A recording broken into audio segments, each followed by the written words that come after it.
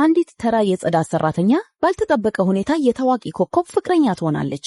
በማንኛውም ጊዜ ከኮከቡ ጋር ፍቅሯን በይፋ ማሳየት መቻላ ብቻ ሳይሆን ወደ ዝነኛ ኮከብ የሚቀይራት ልዩ የማህበራዊ ሚዲያ ቡድን ይዋከርላታል። ከዚያ በኋላም የህይወቷ ከፍተኛ ደረጃ ላይ ትደርሳለች። ይህ ሁሉ የሆነው ግን ከጥቂት ምሽቶች በፊት በተቀረጸ አንድ ቪዲዮ ምክንያት ነበር። በዚሁ ቪዲዮ ሰበብ አጎቷ ከቤት ስላባረራት የምትሄድበት አጣ ወደ ሚስኪን ደወለች። ሚስኪን ንብረቷን ሽጣ ከሀገር ለመውጣት በዝግጅት ላይ ብትሆንም የኤላ ስልክ እንደደረሳት ወዲያውኑ ፈጥና መጣች። ኤላ ወደ ቤት ስትመለስ አባቷን አጣችው።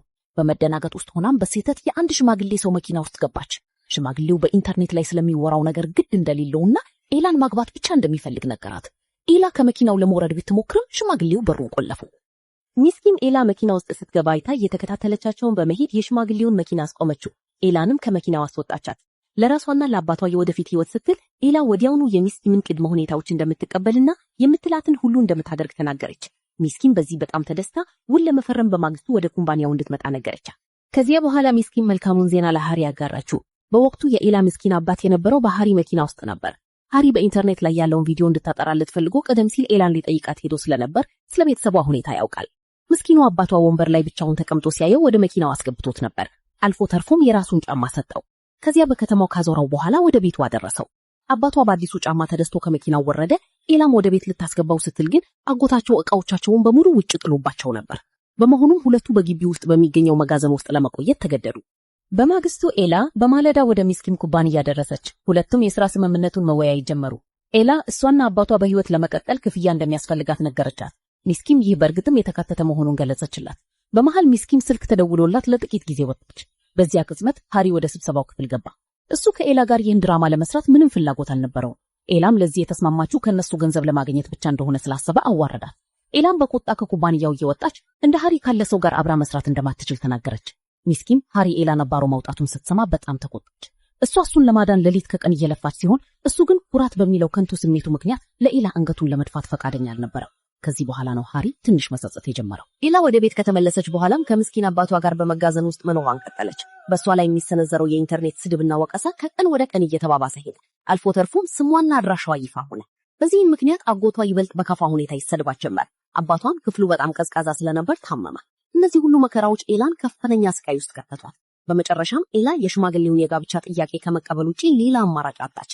የነበራት ብቸኛ ጥያቄ ወደ ማንኛውም ቦታ ብሄድ አባቴን ይዤ ነው የሚሄደው የሚል ነበር። ሽማግሌውም እሱ ደክሰው መሆኑንና የወደፊት አማቹን በጥሩ ሁኔታ እንደሚንከባከብ በመግለጽ ወዲያውኑ ተስማማ። በተጨማሪም ኤላ እዚህ ካለው አሉባልታ እንድትርቅ እሷንና አባቷን ይዞ ወደ ውጭ ሀገር ሄዶ እንደሚኖር ነገራት። ኤላ የሽማግሌውን ንግግር አምና የጋብቻ ስነ ስርዓቱን ቀን ወሰነች። ነገር ግን ሽማግሌው ምስኪኑን አባቷን ለመንከባከብ ምንም አይነት እውነተኛ እቅድ አልነበረው። ኤላን ብቻውን ወደ ውጭ ሀገር ለመውሰድ ማቀድ ብቻ ሳይሆን አባቷ አደገኛ ነገር እንዲያደርግ አነሳሳው። ስለ ኤላ የተለቀቀውን የኢንተርኔት ቪዲዮ አባቷ ድጋሚ እንዲያዩ አደረገ። ኤላ በሃሪ እንደተዋረደችም ነገረው። የሃሪን ፎቶ ለአባቷ ካሳየው በኋላ ቢላ ሰጠውና በኤላ ላይ ላደረሰው በደል ሃሪን እንዲበቀለው ነገረው። አባቷ ግን ሃሪ ጫማ የሰጠው ያ መልካም ሰው መሆኑን ሲረዳ አዘነ። ሽማግሌው በሰጠው አድራሻ መሰረት ሃሪን ጠብቆት የነበረ ቢሆንም ሊጎዳው አልፈለገም። ይልቁኑ የተሰጠውን ጫማ መለሰለት። ሃሪ ምን እየተካሄደ እንዳለ ግራ በመጋባት መሬት ላይ የወደቀውን ቢላ ተመለከተ። በቅጽበት የሽማግሌውና የኤላ የጋብቻ ስነ ስርዓት ቀን ደረሰ። ኤላ ምንም እንኳን ፍላጎት ባይኖራትም የጋብቻ ስነ ስርዓቱን ከሱ ጋር ለመፈጸም ራሷን አስገደደች። ሽማግሌው ፎቶ ለመነሳት ከሻዋን ሲያቅፋት ከፍተኛ ለመመቸት ስለተሰማት ወደ መታጠቢያ ቤት ሄዳ ተሸሸገች። የሽማግሌው ሴት ልጅ ጋብቻውን ስላልደገፈችው ከጓደኛዋ ጋር ሁን ብላ ከመታጠቢያ ቤቱ ውጭ በመቆም አባቴ የኤላን አባት የመንከባከብ ምንም እቅድ የለውም ስትል ተናገረች። ኤላ ሽማግሌው እንደዋሻት የተረዳችው ያኔ ነበር። ይህ በእንዲህ እንዳለ ሃሪ ተወዳጅነቱን መልሶ ለማግኘት በአንድ ትንሽ ዝግጅት ላይ እየተሳተፈ ነበር። ነገር ግን ጋዜጠኞቹ ትኩረታቸውን በኢንተርኔት ላይ ባለው ቅሌት ላይ በማድረግ ሃሪን በተደጋጋሚ ይጠይቁት ነበር። ሃሪ ምን ብሎ እንደሚመልስ ግራ በገባው በዚያ ቅጽበት ኤላ በድፍረት ወደ መድረኩ ገባች። በዙሪያዋ ያሉትን ሰዎች ትችትና አስተያየት ሁሉ ወደ ጎን በመተው በቀጥታ ወደ ሃሪ አጠገብ ተራመደች።